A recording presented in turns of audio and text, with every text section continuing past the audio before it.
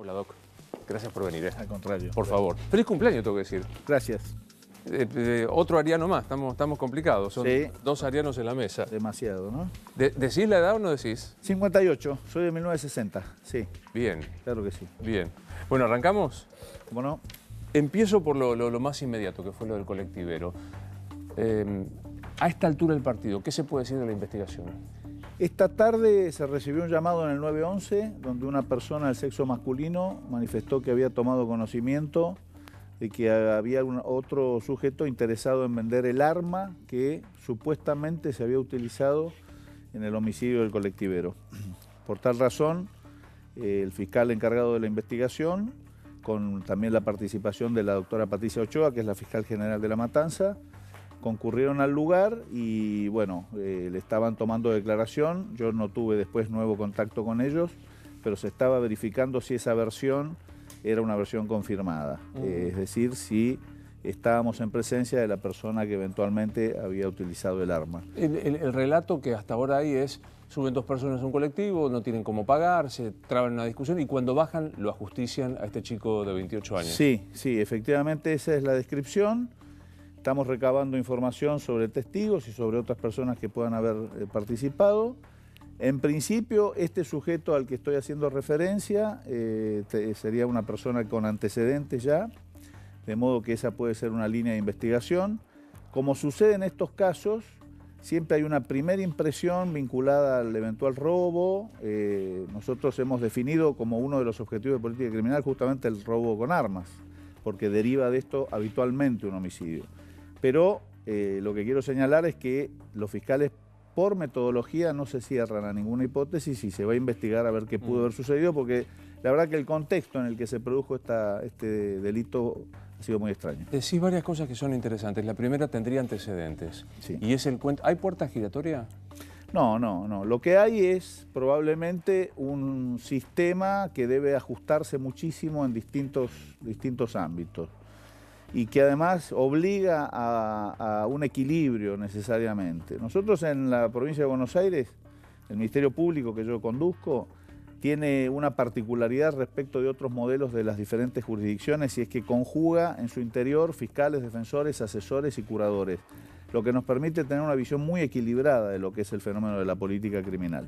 Entonces, este equilibrio obliga a ser muy escrupuloso y exigente en todo el proceso, tanto en los mecanismos que llevan a la detención de las personas y a la privación de su libertad en forma transitoria hasta una condena, como asimismo los mecanismos que permiten su liberación temporaria o definitiva. Pues es que, y yo sé, tengo un gran respeto por tu laburo. Me parece que estás intentando hacer algo que después abordaremos, que es muy difícil, que es cambiar un modo de pensar la justicia en este país que se llama Provincia de Buenos Aires. Ahora, hoy vos cumplís años. Hoy cumple años también la hijita del chofer. Sí. El pibe digo con todo respeto, se había tomado el domingo para trabajar, para tener el día libre. Estaba esperando una bebé más, porque la señora está embarazada. Entonces, yo estoy pensando, tratando de ponerme en los zapatos de esta mujer, de la esposa que hoy es viuda, y que dice, pero tenía antecedentes, el tipo sale cualquiera y va y provoca este homicidio. Sí, no te puedo confirmar qué nivel de antecedentes tiene, pero probablemente haya cumplido sus condenas. Por eso yo decía, el tema del equilibrio, donde se conjuga el derecho a la libertad que reclaman sectores muy importantes vinculados a la política criminal y a la sociedad, y por el otro lado la seguridad de las personas, que parece una cuestión absolutamente eminente. Nosotros hemos privilegiado a la víctima como el sujeto principal de la tutela dentro del marco del proceso, en concurrencia con lo que es la política que viene siguiendo el Poder Ejecutivo de la provincia. No hay explicación, no hay retorno, no hay vuelta, la vida se perdió, la familia está destruida, nosotros no podemos dar explicaciones. Lo que sí tenemos en claro, yo personalmente tengo en claro en mi equipo de trabajo y transmito esta idea cultural al Ministerio Público, que hay que trabajar en forma integral en la recuperación de las personas, porque nosotros no podemos permitir que alguien que cometa un delito sea una persona directamente abandonada por la sociedad. Pero te vuelvo a preguntar lo que te decía antes, no en este caso en general. ¿Hay puerta giratoria, digamos? ¿Hay como una libertad express como concepto ideológico? No necesariamente. Hay una cantidad importante de jueces y de otros sujetos operadores del sistema que sí tienen esta impresión, que privilegian, por eso decía lo del equilibrio entre los derechos en juego, que privilegian el tema de la libertad como un valor eminente y entonces hay que poner en funcionamiento todos los mecanismos para otorgar la libertad lo más rápido posible y en ese sentido puede aparecer esta figura de la puerta giratoria. Pero la puerta giratoria, en algún sentido, si nosotros la aplicamos de manera completa, es un volver. Entonces el volver no es propiamente lo que está pasando. Acá lo que está pasando es que las personas salen sin una readaptación adecuada a la sociedad.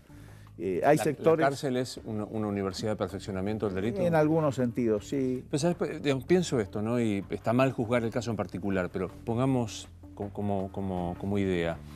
Yo salgo ahora y mato. Sí. La pena máxima es de 8 a 25, Sí. se me pueden dar. Me dan 25. A las 2/3 partes de la condena, si yo tengo buena conducta, salgo. Sí. Digo, si estoy saliendo, no sé sacar la cuenta, 16 años, Sí. más o menos. Digo, ¿te parece bien? Digo, vuelvo a pensar en la esposa que perdió a su marido, en la criatura que perdió a su papá. Desde esa perspectiva no está bien. Desde esa perspectiva nada está bien. De modo tal que lo más razonable para esas personas es que pretendan que quien cometió el delito y provocó la muerte de su padre, de su hija, de su hijo, no, esto es insuperable. Yo tengo la perspectiva de la víctima y sus familiares.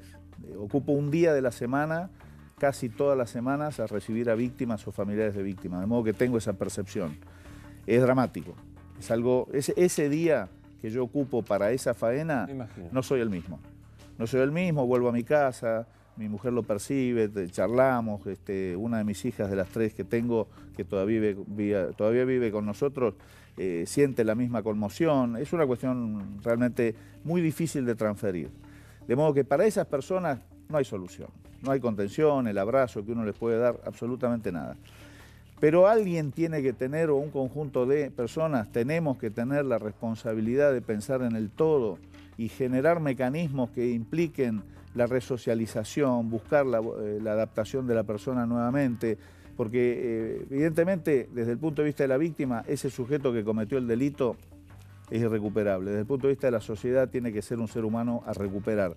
Es muy difícil de decir esto, pero tenemos que trabajar mucho en ese sentido y esto es lo que estamos tratando de hacer, protegiendo particularmente a la víctima. Viste que nosotros pendulamos entre la mano dura, vemos Sí. de Bloomberg, Sí. a Zaffaroni. ¿Qué le hizo, permitime esta metáfora y sobre todo a quienes estoy aludiendo, qué le hizo peor a nuestro sistema judicial? ¿Bloomberg con mano dura o Zaffaroni con el garantismo? El péndulo, la falta de equilibrio, eso es lo malo, la falta de equilibrio y la falta de una política que implique la comprensión del conjunto. Por eso yo insisto con el equilibrio y con la visión de conjunto. Nosotros no podemos definir una política criminal solamente orientada a la persecución. No podemos orientar una política criminal solamente destinada a la víctima. Es un equilibrio de conjunto. Y en el equilibrio de conjunto, los distintos operadores tienen que trabajar. Servicio penitenciario, quienes están elaborando la reforma del Código Penal, quienes modifican el Código Procesal, los fiscales, los jueces, los defensores. Es un conjunto de personas que tenemos que hacer el esfuerzo de ver el total del universo del problema. Hoy hablaba con uno de los compañeros del chofer de esta línea y me decía, son chacales. Ni siquiera tienen el código de con los chicos no, con determinados... Digamos, hoy nosotros estamos en la calle enfrentados a tipos... ¿Sentís esto que se perdió hasta Sí, absolutamente, absolutamente. El nivel de virulencia que hay en la comisión del delito no es que uno imagine, tenga una visión idílica del delincuente. No, claramente. El delincuente nunca es el héroe de la película. Jamás lo fue. En todo caso, en la ficción. Pero hay un nivel de virulencia muy grande que no solo está en los delincuentes, que esa es la postura extrema, está en la sociedad, uno lo ve en el trabajo diario, en la vida común, en las discusiones, no admitimos que otro piense distinto, no admitimos... Entonces, esa violencia, a medida que va pasando hacia el ámbito del delito, se va transformando en algo que genera consecuencias que son irreversibles, sin duda. Hoy también uno de los choferes me decía, no tiene nada para perder.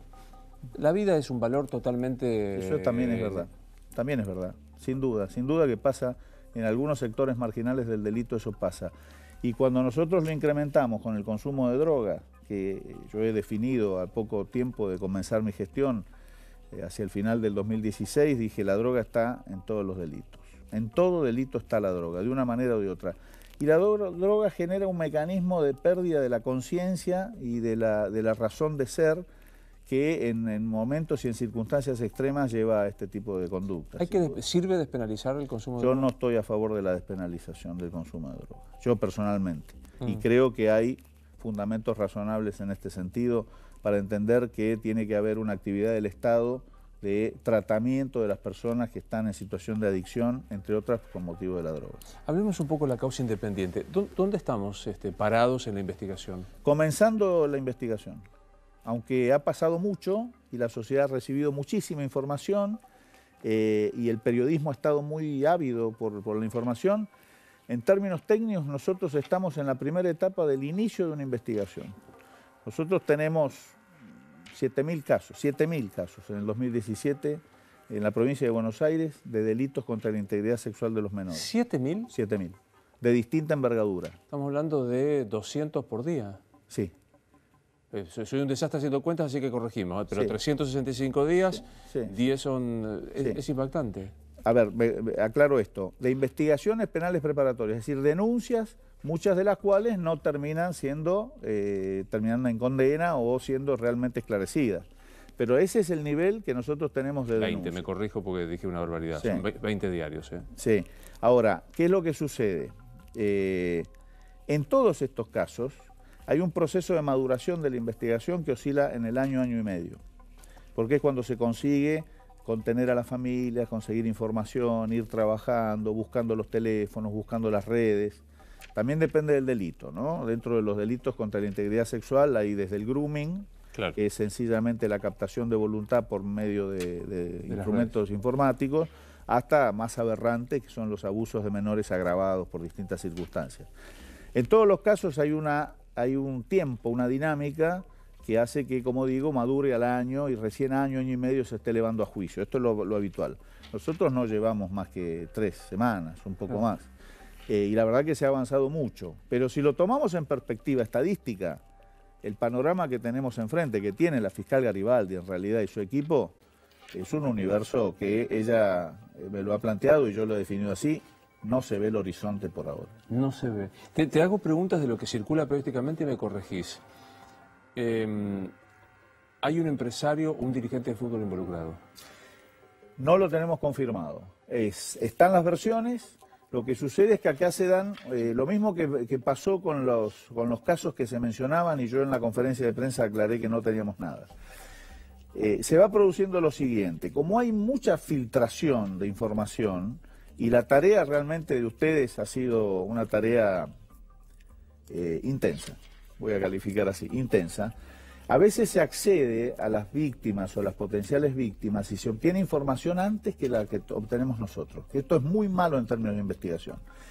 La mediatización, permitime el neologismo, la mediatización de esta causa tiene un lado malo y un lado bueno. El lado malo es que la información a veces llega a la opinión pública antes de que nosotros la tengamos volcada seriamente en la causa.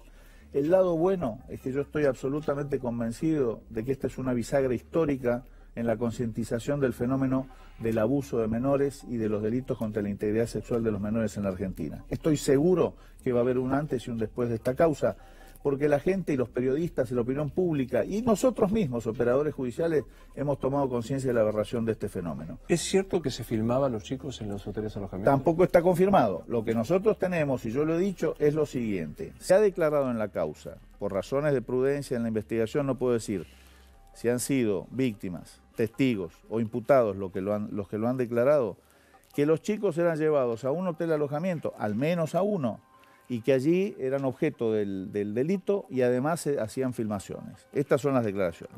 La fiscal allanó ese hotel de alojamiento para confirmar si la descripción que se hizo en las declaraciones coincidía con el ambiente físico y la verdad, según ella me dijo a mí, es que fue muy satisfactoria la medida. ¿Cuál es la presunción? Que es otra línea de investigación. Que los chicos eran allí sometidos al delito, que se los filmaba según se ha manifestado, que esas filmaciones se volcaban a videos de contenido pornográfico y que esos videos eventualmente ingresaban al circuito comercial. Todo esto está a nivel de presunción y a nivel de investigación. Es muy rica la investigación, es apasionante, es tremenda. ninguno de los que estamos de alguna manera comprometidos en esto ya seremos los mismos, esto está claro. Pero la verdad es que se está avanzando en este sentido como otra línea de investigación. Me decías que tenés una hija que todavía vive con vos. ¿Cuántos hijos tenés? 3 mujeres y 2 nietos varones. ¿De qué edad las mujeres? Las chicas tienen 32, 28 y 26. La de 26 está con nosotros. ¿Y qué, digamos, es inevitable relacionar este tipo de delitos con tus hijos o tus hijas o tus nietos? Yo hago abstracción. Nosotros necesariamente hacemos abstracción. Yo no imagino un cirujano abriendo el cuerpo para hacer una cirugía cardiovascular pensando en su familia. Nosotros hacemos abstracción. Y yo cuando juego con mis nietos, que solo lo puedo hacer los fines de semana, no estoy pensando en esto, de ninguna manera. ¿Qué te dicen en tu casa? ¿Sobre esto? En realidad lo que me dicen es que están muy consternadas por el nivel de virulencia de las redes sociales contra mi persona. En cuestiones que son muy difíciles de interpretar. Y en eso sí se sienten muy incómodas. Y yo creo que es una gran injusticia. Es una gran injusticia. Porque después del camino, yo les digo, tengan paciencia, esto va a pasar. Al fin del camino, seguramente la sociedad lo va a interpretar, no haciendo una escultura para el doctor Contegrán, ni para la doctora Garibaldi, ni nada, pero lo va a entender en términos de que las cosas que se hacen en función de lo que nosotros vemos y no podemos contar. ¿Qué es lo que más te joroba que dicen en las redes? Bueno, muchas cosas, nada en particular, porque yo no las veo, pero mis hijas sí han sido agredidas y agraviadas, porque ellas sí manejan redes sociales, 2 de ellas, y han sido ofendidas. Esto le da todo otra vuelta, ¿no? Porque digo, nosotros que tenemos más o menos la misma edad, estamos acostumbrados, sí, por ahí en la tele o por ahí en los diarios, pero esto es la cotidiana, cualquier cosa como versión. Es el ser humano, y yo lo que les digo a las chicas, ellas por supuesto les cuesta, mi mujer también sufre, por supuesto, lo que pasa es que ya estamos amortizados nosotros, tenemos 7 años de novios y 34 de casados, de manera que me conoce sin hablar. Claro. Es la parte de la ficción, que yo les digo, miren, quédense tranquilas, esto va a pasar. ¿Qué aportó la declaración testimonial de Natacha Jaid? Por ahora nada. La declaración está inconclusa. Declaró, según me informó la fiscal Garibaldi, 4 horas en presencia del abogado de uno de los imputados.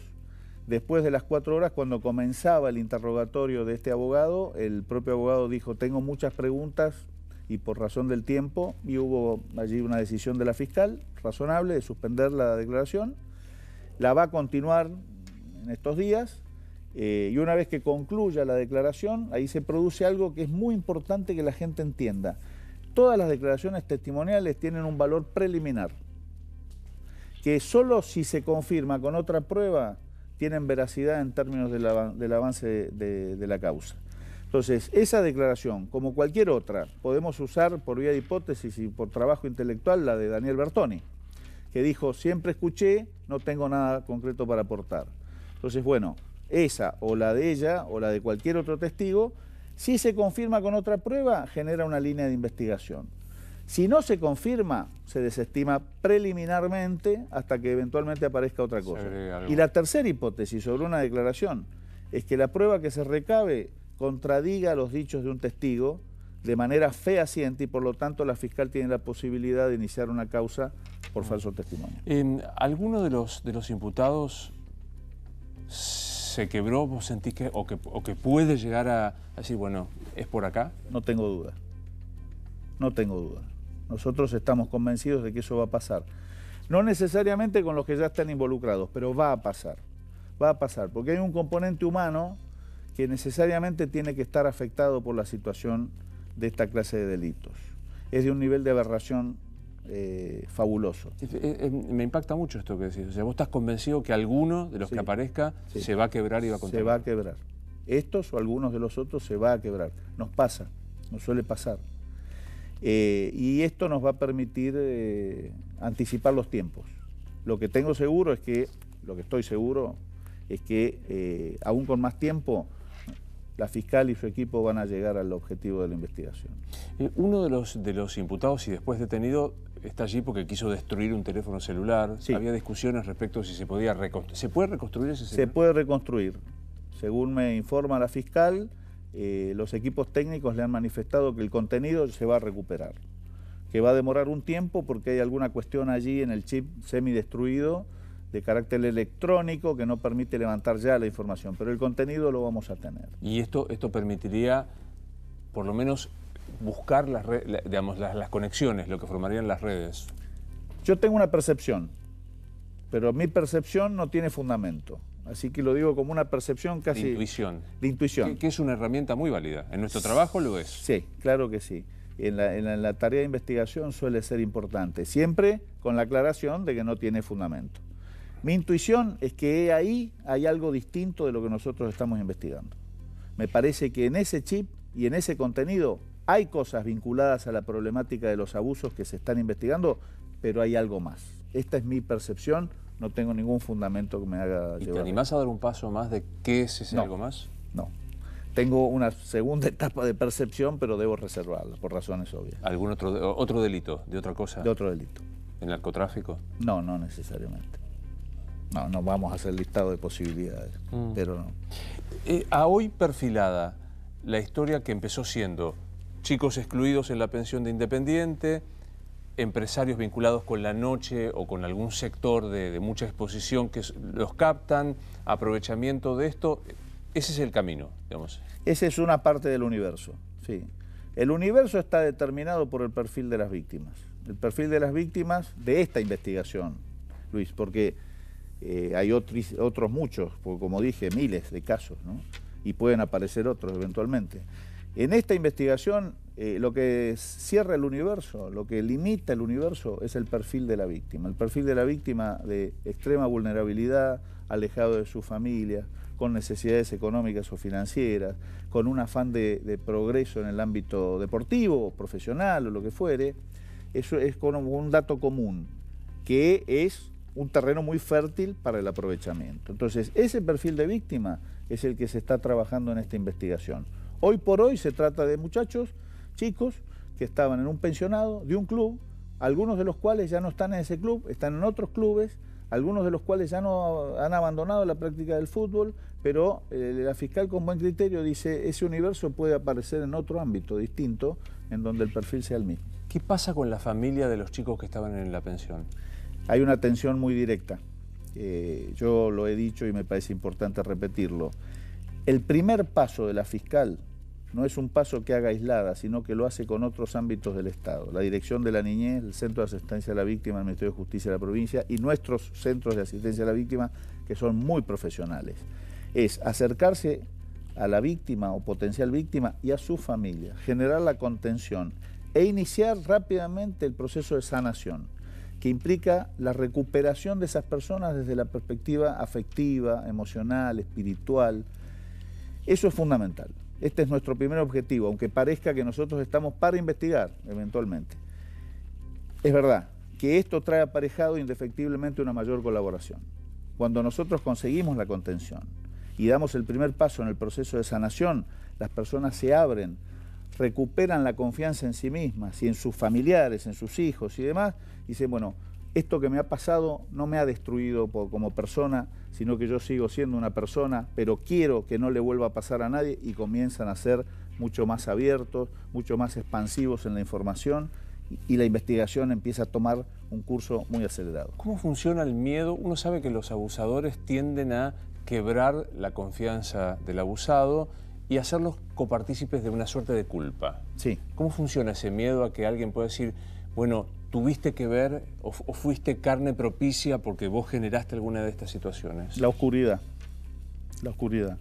Sí, los episodios que se van produciendo en un ámbito en el cual, por distintas razones, la persona víctima no se anima a decirlo. No se anima a hablarlo con sus padres, no se anima a hablarlo con sus amigos, no se anima a hablarlo con su profe dentro del club, que suele ser una persona que cumple un rol en el proceso educativo y formativo de los niños que es fabuloso y que normalmente es una gran persona. Entonces, ese miedo hace que no se comunique y entonces se va profundizando y las personas, más o menos así lo describen los especialistas, ingresan en un pozo oscuro del que a veces no se puede salir. Nosotros estamos obligados a darle luz a esa situación. Primero en un ámbito muy cerrado y después empezar a salir. Escuché alguna vez en alguna de las entrevistas a la fiscal Garibaldi que uno de los chicos le dijo: no quiero que mis viejos se enteren. Claro, es un clásico. Eso habitualmente sucede y ella ha trabajado muy bien. Ella ha trabajado en el plano de lo personal y de lo humano muy bien. Y los otros profesionales que han acompañado han trabajado muy bien. Sí, lo primero que nosotros tenemos que lograr es recuperar la confianza. El chico tiene que tener confianza. Tiene que entender, y esto es muy importante que toda la sociedad lo entienda, por eso digo la bisagra, tiene que entender que hay que acompañarlo y que la vida no se ha terminado con un episodio de esta naturaleza. Es un episodio doloroso, cruel, que deja una marca, pero esa marca se puede sanar. Todos tenemos cicatrices, todos, absolutamente todos tenemos cicatrices. Lo importante es sanar esa cicatriz, seguir adelante y alcanzar los objetivos. Tal vez no lleguemos a jugar en la selección de fútbol, pero somos personas y tenemos muchas chances de recuperarnos en la vida, muchísimas chances. Digo, en el medio de todo esto, la fiscal Garibaldi, que soy quien instruye la causa, tiene todas las otras causas propias de su fiscalía. Por supuesto. ¿Cuántas causas tiene un fiscal habitualmente? 1000. ¿1000 por año? No, 1000 en curso. Algunas atrasadas, otras no. Se van dejando, se van avanzando, se van con... 1000 de flujo, más o menos. Depende del lugar, ¿no? Hay departamentos judiciales más complejos y otros menos complejos. Que va desde un arrebato en la calle hasta un homicidio calificado. Salvo los casos de las unidades fiscales especializadas. Nosotros tenemos un diseño de política criminal en los 19 departamentos judiciales que en algunos casos generamos unidades fiscales o unidades de la defensa especializados en temas tales como, por ejemplo, violencia de género, que es un tema que hemos trabajado mucho, en tema de narcomenudeo, que es la competencia propia de la justicia provincial en materia de narcotráfico, y hay otras especialidades que vamos generando en función de las necesidades. Tenemos unidades en algunos departamentos judiciales del oeste y del sudoeste en tema de delito rural. Lo definimos a partir del diseño de la política criminal. ¿Cuánto hace que sos abogado? Yo me recibí en 10 de diciembre de 1983. No sé sacar cuentas. Así no, que un montón. ¿Con la democracia? 17, claro. ¿Recuperaste? Perdón, el 13 de diciembre. Porque yo siempre digo, fui un estudiante de la dictadura y un abogado de la democracia, porque me recibí el martes 13 de diciembre de 1983. Tenés claro, porque sos un tipo que camina en la calle, más que hay una enorme percepción de que no le creen nada a la justicia. Por supuesto, y este es un objetivo central de nuestro plan estratégico. 7 de marzo del 2017, Teatro Coliseo Podestá, 1.200 integrantes del Ministerio Público. Yo definí los lineamientos del plan estratégico. Un eje central, tenemos que recuperar la imagen y el prestigio. Antes de eso, el 28 de diciembre, cuando yo juré, y a partir de ese momento fui Procurador General de la Provincia de Buenos Aires, dije, venimos a liderar la transformación cultural e institucional en la Provincia de Buenos Aires. Es muy complejo. Es muy y se puede sentir presuntuoso esto, pero vamos detrás de eso. Pero creo que los grandes objetivos... contás esto y el mismo día que agarran al juez de la causa Chocobar, borracho, con 6 veces más de alcohol en sangre. Sí, bueno, por eso. Yo tengo 8.600 personas. Doy este número y cuando mi mujer escuche el programa se va a enojar porque dice que lo repito y ya está podrida de escuchar 8.600 personas integran el Ministerio Público, claro. Bueno, vos tenés fiscales y defensores acá. Fiscales, defensores, asesores de niños, niñas y adolescentes y curadores de personas que tienen una restricción de capacidad por temas de salud mental. Mañana ingreso a la Fiscalía. Sí. ¿Cuánto gano? Un fiscal de primera instancia... Sin antigüedad. Sin antigüedad y puede estar en 60.000 pesos. Digo, ese fiscal que, visto con otros sueldos, puede ser mucho dinero, sí, pero 60.000 es el que, por ejemplo, Garibaldi tiene que ocuparse del caso de la red de pedofilia, tiene que ocuparse de un homicidio, etc. Sí, en general sí. Sí, ella gana más, por supuesto. Es por su antigüedad y porque... Pero yo les aseguro esto, Luis, te lo aseguro a vos, se lo aseguro a la gente. Hay un punto donde satisfechas las necesidades básicas del modo de vivir que uno puede tener, pasa a ser una cuestión secundaria. Y de verdad pasa a ser una cuestión absolutamente secundaria. La satisfacción que uno tiene cuando alcanza un objetivo de investigación o de defensa, cuando consigue defender adecuadamente a una persona para que se le dé una pena equilibrada o eventualmente sabiendo que es inocente conseguir que se lo declare inocente. Yo creo que Keynes decía, no hay nada que me produzca más placer que resolver un cálculo matemático. Yo creo que Keynes no tuvo esta posibilidad. No hay nada que nos dé más satisfacción que poder servir al otro. ¿Se hace justicia o se hace lo que se pueda? Se hace justicia. Sí, se hace justicia. Nosotros venimos peleando mucho, se hace justicia, hemos logrado muchas cosas, muchas cosas. A mí ya me resulta incómodo porque se puede generar como una sensación de autorreferencia. Todo lo que hemos venido haciendo durante este año y medio casi de gestión, se hace justicia. Yo conozco mucha gente en el Poder Judicial que es muy valiosa, y la verdad que estamos trabajando bien y hay mucha gente que lo está haciendo. Es cierto, porque las generalizaciones son injustas, digo, hay tipos que laburan mucho, pero digo, los lugares comunes no son por nada comunes, digo, tienen fundamento. Van presos los ladrones de gallina. No es así. No es así. Hay cantidad de gente que está detenida, que está cumpliendo penas privativas de libertad, que no son propiamente ladrones de gallina. Lo que sucede es una cuestión que sucede en el ámbito de la opinión pública y de la comunicación. Vos lo sabés mejor que yo. La novedad es la noticia. Estadísticamente, las cosas que son habituales no son noticias. Con el tema del Independiente y con el tema de las escuchas y con el tema de más, de lo que pasó con Mirta Legrand, Carrió dijo, esto es una operación del presidente de la Corte para pegarle al gobierno nacional y apretar a periodistas. No, yo no comparto esa posición de la diputada. Yo lo que sí digo es que nosotros percibimos una fuerte presión para que la causa pasara al Fuero Federal. Y la percibimos no en forma directa, con comunicaciones hacia nosotros a título personal. La percibimos en episodios que pueden ser imperceptibles para el común de la gente, y es que al poco de comenzar la causa, cantidad de colegas tuyos, la primera pregunta que me hacían cuando yo tomaba contacto con ellos, antes de la conferencia de prensa y después, la primera pregunta es, ¿esto no es trata? Vos mismo, en la radio me lo preguntaste. Entonces yo no digo que vos estés o tus colegas estén operando, pero evidentemente había algo que a mí me hizo pensar que algo estaba pasando. Ayudarle para el que no es experto y que no, le cuesta entender justicia de la provincia, justicia federal, digamos. La justicia provincial en este caso está investigando que son ustedes. La justicia federal, por excepción de la ley, lleva el tratamiento. ¿Qué ventaja o desventaja o qué olor a qué implicaría llevárselo a la justicia federal? No, la justicia federal tiene su propia competencia, hay delitos que se consideran en general más graves.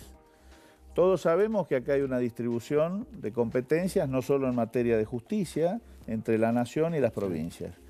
En materia de justicia también hay delitos que son competencia federal, esto para la gente, ¿no? Y hay delitos que son competencia provincial. En general se considera que los delitos más graves o que exigen un sistema más amplio y más consolidado, más cantidad de recursos, una expansión territorial a nivel nacional, es justicia federal. ¿Y por qué alguien se lo querría llevar a la justicia federal? No lo sé. No lo sé. Esa es la segunda parte. Yo tengo mi opinión, pero no lo puedo decir. No lo puedo decir. Bueno, empecemos. ¿Sabés cuándo lo vamos a saber, Luis? Cuando la causa madure y empecemos a tener realmente información que todavía no tenemos. Cuando aparezcan algunos personajes muy complicados. No sé, sí. Cuando aparezcan novedades que también pueden ser en términos de gente, sí, puede ser. Que en la justicia provincial es mucho más inmanejable que en la justicia federal. Sí. Sí, en esta justicia provincial, en la actual. Comodoro Pi dijo aquí el fiscal Delgado, el fiscal federal Delgado, tiene más claro el cronograma electoral y el termómetro político que nosotros mismos. Es una tarea más compleja. Yo a los colegas de Comodoro Pi, en términos generales, los respeto muchísimo, contra la impresión generalizada. Yo tengo trato profesional con ellos. No lo he tenido en mi ejercicio profesional porque no tuve contacto, pero después sí. Son mis colegas hoy y con muchos de ellos tengo trato y la verdad que los respeto. Sé que si me vas a decir, yo soy procurador, no puedo opinar, intento apelar a estos 40 y pico años de abogado. Debido libre, debido preso, debido libre, vudú preso, vudú libre. Eso es una interpretación distinta de la que nosotros tenemos en materia de uso de la prisión preventiva. Nosotros en la provincia consideramos que la prisión preventiva es una excepción. Es respetable otra postura, ¿eh? Yo en esto trato de no ser ni dogmático ni petulante. Es una excepción. Por lo tanto, y esta es la instrucción informal que reciben mis fiscales, la prisión preventiva se solicita solo cuando estamos absolutamente seguros de que hay riesgo de fuga, riesgo de entorpecimiento de la investigación o de comisión nuevamente de delitos por la persona que estamos investigando. Caso contrario, y a mí me ha costado, y en esto vuelvo sobre el tema de lo duro que es para el núcleo familiar. Por ejemplo, te doy un caso, si vos me permitís. Claro. Se produjo el acceso del intendente de Ensenada a la legislatura de la provincia, un caso conocido, reciente. Nosotros comenzamos la investigación y se decidió por los fiscales que intervenían que no fuera detenido. Y nos dijeron cuánta cosa podía haber. A mí me dijeron públicamente, colegas tuyos, al aire, que yo era el nuevo Falvo, que era el Falvo de Vidal. Falvo fue mi antecesor. No sé si está bien, mal, yo no sé si María del Carmen fue buena, mala, pero tenía un significado, un contenido emotivo muy fuerte. ¿Por qué? Porque nosotros consideramos que no era pertinente utilizar la prisión preventiva porque no concurría en estos extremos, no iba a cometer un delito nuevamente, no iba a fugarse, es un intendente de una municipalidad muy importante, y no iba a entorpecer la investigación porque los datos ya estaban ahí volcados, de manera que no se justificaba la prisión preventiva. Y además un contenido, un elemento que me parece muy importante, que nosotros en la justicia no podemos perder de vista. Nosotros no hacemos acción política, pero tomamos decisiones con contenido político. Entonces, disponer la prisión de un intendente, de un partido opositor al partido gobernante en la provincia, es un incendio. Pero digo, vos decías recién, Julio, respecto de cuándo, y es la norma, cuándo se va preso durante el proceso. La excepción son estas que vos planteabas, o riesgo de entorpecer o riesgo de fuga. Sí. Alguien viola a dos criaturas, no tiene riesgo de fuga ni tiene riesgo de entorpecer. ¿Tiene que estar libre? No, por eso el tercer elemento que yo te decía, el riesgo de que vuelva a cometer el delito. Los delitos contra la integridad sexual son recurrentes. Casi siempre sabemos que los autores tienden a... Son recurrentes. Entonces, en ese caso, mis fiscales piden la prisión preventiva. Corrijo. Homicidio de una persona, por primera vez la comete. No hay riesgo de fuga, no hay riesgo de entorpecimiento. Y según el perfil. Hay que ver bajo qué condiciones cometió el homicidio, preliminarmente. Nosotros solicitamos muchas veces prisión preventiva. Lo que quiero decir, porque vos los casos que diste eran casos vinculados a delitos contra la administración pública. Sí, claro. Entonces, los delitos contra la administración pública, yo digo, una persona que ocupó un altísimo cargo dentro del sistema político durante 6 años, después del 6º año, y hay que ver en qué circunstancias se puede producir el episodio. Por eso yo soy muy respetuoso de la acción de mis colegas, pero yo quiero decir, por ejemplo, nosotros tenemos, sin dar nombres porque esto es odioso, ¿no? Investigaciones sobre funcionarios importantes de la provincia, no hemos detenido a ninguno de ellos. No hemos detenido a ninguno. Lo que no significa que evolucione la causa, que se eleve a juicio, que haya condena y se los detenga. ¿En la cárcel están solamente los pobres? No, no es así. No es así. No es así. Por supuesto, la enorme mayoría de las personas que están cumpliendo penas privativas de la libertad son personas de segmentos socioeconómicos bajos. Sí, eso es así. Porque estadísticamente, los delitos son cometidos por este perfil de personas. El mal llamado garantismo, más bien el abolicionismo, dice la sociedad es responsable de que esa persona haya delinquido porque no le dio las oportunidades de reinsertarse y como es excluido violentamente, quiere incluirse violentamente. No es así, pero un poco de razón hay. Y esto te va a llamar mucho la atención. Yo no soy abolicionista, no soy garantista, seguramente vos me conocés, me has perfilado, de modo tal que todos nosotros tenemos que trabajar en la readaptación de la gente que comete delitos.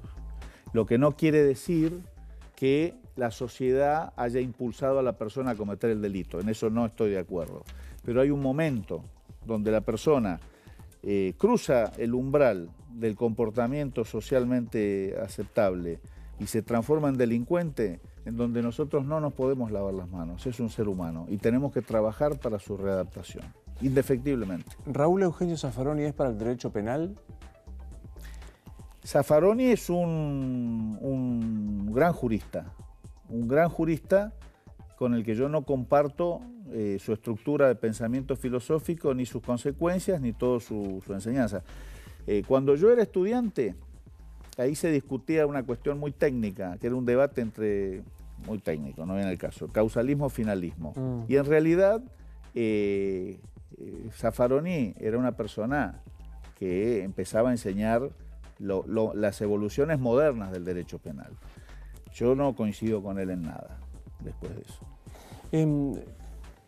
¿Te está viendo un laburante a pie que mañana tiene miedo de ser Leandro el colectivero, que tiene miedo de que quien le provoque ese daño sea reincidente y esté en la calle porque la policía detiene y los jueces liberan? ¿Qué le decís?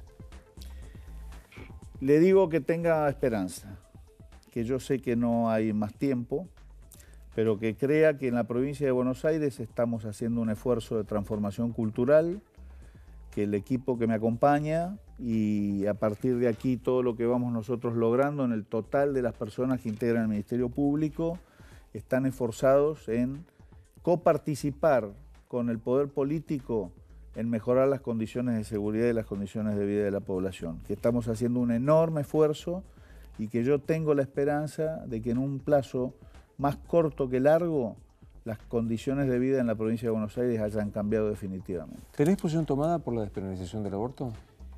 Tengo posición tomada, pero no puedo hacerla pública, esto lo hemos hablado en radio también, porque de alguna manera puede llegar a mi conocimiento algún expediente en el que se cuestione la ley y una interpretación anticipada de mi parte puede generar eventualmente una excusación. Yo sé que vos pensás que no, yo pienso que sí, pero prefiero no hacer una opinión pública sobre eso. Al menos esto, ¿sirve el debate que se está...? Es importantísimo.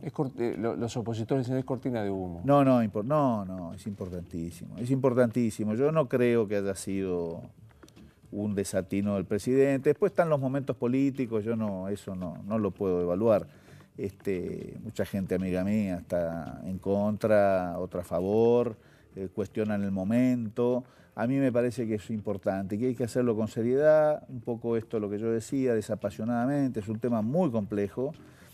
En estos días leía en algún diario, no recuerdo dónde, que el eje del debate es la concepción sobre la vida, de un lado o del otro. Entonces, si está en juego la vida, todo cuanto uno pueda decir en un sentido o en el otro es de una profundidad enorme. Muy atendible. Muy atendible. Entonces hay que entender esta problemática claramente, más allá de lo que uno pueda pensar. ¿Sí? A propósito de cuestiones filosóficas, ¿nos morimos sí? Nos morimos y vivimos. Sí, yo creo claramente. Lo puedo simplificar así, yo soy católico y creo en la reencarnación claramente. Y a mí me parece que este es un tránsito para la felicidad eterna, que es el mejor vivir. ¿Y eso que sos abogado, te vas al paraíso? Sí, claro. Y además ahora no hay infierno. Lo acaba de, o por lo menos explicar el Papa Francisco. Sí. Esto fue una chanza, ¿no? Claro que lo hay. Purgatorio. No, purgatorio ya se había eliminado. O sea que ya no va quedando nada. Entre Benedicto y Francisco no nos quedó nada. Al pobre Dante Alighieri le vamos a quemar la mitad de la Divina Comedia. Igual sigue siendo... No, yo creo que lo hay todo esto. Y sí, creo en la concepción. Lo que pasa es que es muy difícil asimilarlo desde el punto de vista humano al fenómeno del purgatorio, el infierno y el paraíso, porque no es con lo mismo que los tiempos. El tiempo de la eternidad no es un tiempo que uno pueda calibrar en términos humanos, es una cuestión absolutamente abstracta que nos supera largamente. Yo creo en eso fervientemente y además estoy absolutamente convencido, yo me voy a volver a ver con mi padre, en fin, con mis amigos, vos y yo nos vamos a volver a ver de alguna manera.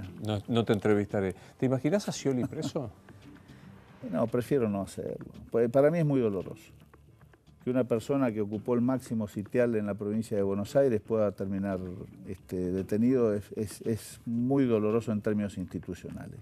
No, eso no lo pienso, ni lo imagino, sin perjuicio de que las investigaciones que se van llevando adelante concluyan en eso. Yo no lo pienso y me provoca un enorme dolor republicano. ¿Sentís que las investigaciones al menos abren la chance a que esto suceda? No tengo mucha información, porque el procurador no interviene en las investigaciones.